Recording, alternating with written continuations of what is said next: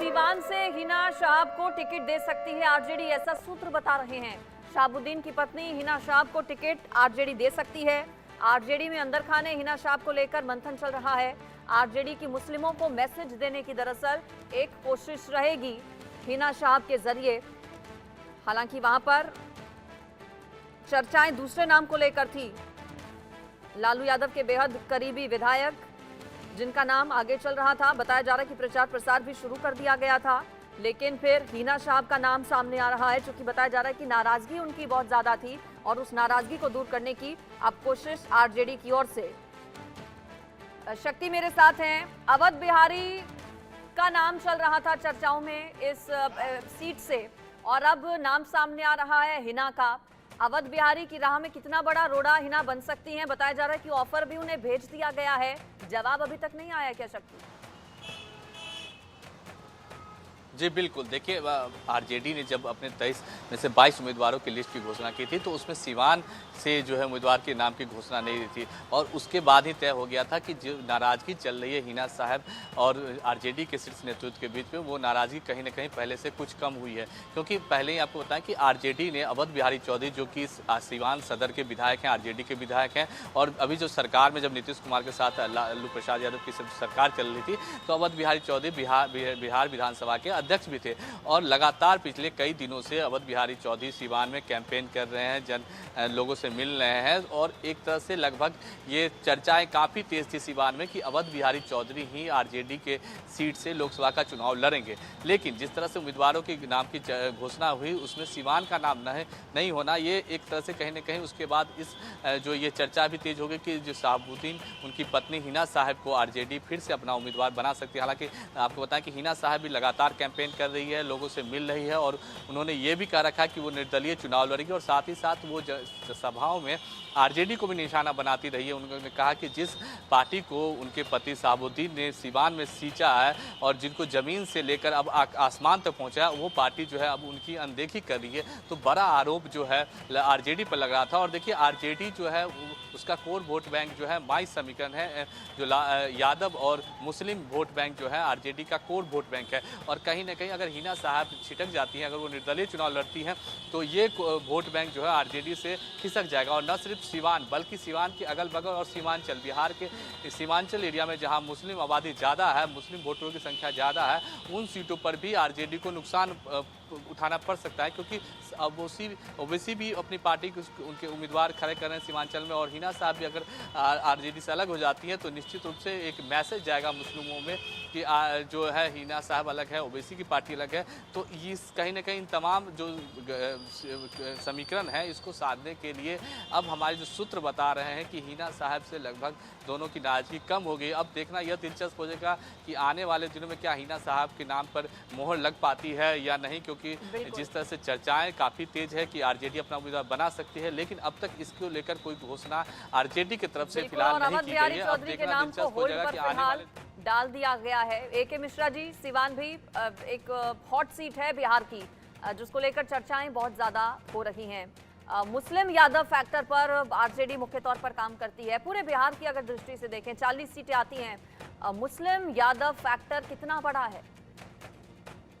ये बहुत बड़ा फैक्टर था। एक तरीके से आप ये देखिए कि आरजेडी का अगर उदय हुआ और इधर यूपी में समाजवादी पार्टी का अगर उदय हुआ तो लगभग यही फैक्टर था कि एक साधारण से आदमी लालू प्रसाद यादव अगर सत्ता के शीर्ष तक पहुंचे तो उसमें शहाबुद्दीन जैसे लोगों का बहुत बड़ा रोल था। ये फैक्टर, ये समीकरण का बहुत बड़ा रोल रहा है। तो जहां इतने पुराने संबंध रहे हो, अवलंबन रहा हो, तो आरजेडी कभी भी नहीं चाहेगी कि उनको नाराज किया जाए। इनकी वाइफ शहाबुद्दीन की जो वाइफ है, इनकी अपनी एक व्यक्तिगत नाराजगी हो सकती है। जिस तरह की उम्मीदें इन्होंने पार्टी से पाली होंगी, हो सकता है पार्टी ने उतना सपोर्ट व्यक्तिगत या राजनीतिक तौर पे नहीं किया, इसीलिए वो सभाओं में अकेले जा रही हैं और अभी तक आरजेडी की तरफ अपना कोई रुझान नहीं दिखाया है। लेकिन मैं अभी भी मानता हूं कि अंतिम समय तक आरजेडी ये चाहेंगी कि अगर उनकी पत्नी उनके टिकट पे लड़ती हैं, आरजेडी में शामिल होती हैं, तो इसके दो जबरदस्त फायदे होंगे। माई समीकरण का जो आपने बताया, मुस्लिम यादव, और उसके बाद भी महिला, ये एक बहुत बड़ा फैक्टर होगा।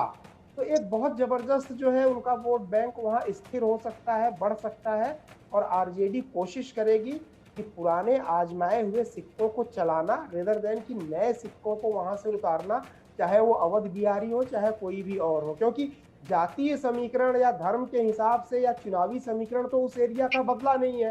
तो सबसे सुटेबल अगर देखा जाए जहां पे मुस्लिम आबादी बहुत ज्यादा है तो मुस्लिम नेता ही कोई हो सकता है आरजेडी की फिलॉसफी के हिसाब से, तो वो डेफिनेटली इसको इनकैश करने की कोशिश करेंगे। बिल्कुल। जिताऊ उम्मीदवार पर पार्टी का फोकस क्या कम है शक्ति, चूंकि इससे पहले भी 2-3 बार हिना शाह मैदान में उतर चुकी हैं लेकिन जीत एक बार भी उन्हें हासिल नहीं हुई, या फिर सिर्फ इस डर से वो नाम आगे हिना शाह का करना चाह रहे हैं चूंकि उनकी मुश्किलें ना बढ़ जाएं, वोट ना काट दें मुस्लिम यादव, वोट बैंक पर असर ना हो और नुकसान इंडिया को ना हो जाए, इंडिया ब्लॉक को ना हो जाए, ये एक वजह मानी जा रही है हिना शाह को टिकट दिए जाने की।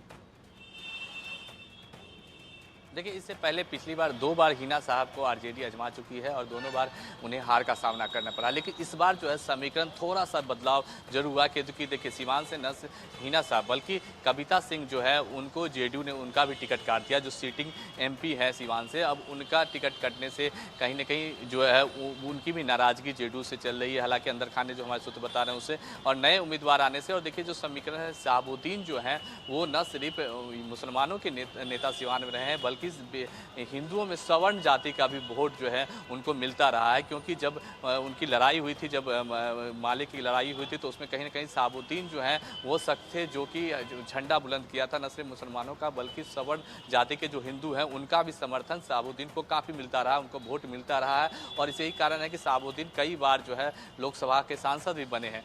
तो इस समीकरण को साधने के लिए अगर कविता सिंह की नाराजगी होती है, सवर्णों की भी नाराजगी होती है और हिना साहब अगर आरजेडी से टिकट मिलता है तो उनको सिवान के सवर्णों का भी वोट मिल सकता है। और इसी का लालू यादव एक बड़े राजनीतिक कार हैं, बिहार में बड़े नेता भी हैं, तो कहीं ना कहीं तमाम फैक्टरों पर वो निश्चित रूप से गंभीर विचार कर रहे होंगे, तमाम चीज़ों को जातीय समीकरण के साथ साथ तमाम बातों को भी जो है आरजेडी के शीर्ष नेतृत्व जो है साधने की कोशिश कर रही है। इसलिए काफ़ी दिलचस्प हो जाएगा अगर हिना साहब को अगर आरजेडी एक बार फिर से अपना उम्मीदवार बनाती है तो न सिर्फ इसका फ़ायदा आरजेडी को महागठबंधन को सीवान में होगा बल्कि पूरे बिहार में भी इसका फ़ायदा हो सकता है। और देखना यह दिलचस्प हो जाएगा कि क्या उनके नाम पर मोहर लग पाती है या नहीं। जी चलिए ठीक है, नजर आप बनाए रखिएगा। फिलहाल शुक्रिया आपका शक्ति इस पर जानकारी के लिए। मिश्रा जी आपका भी शुक्रिया इस पर जुड़ने के लिए। और चलिए अब खबरों में आगे बढ़ेंगे और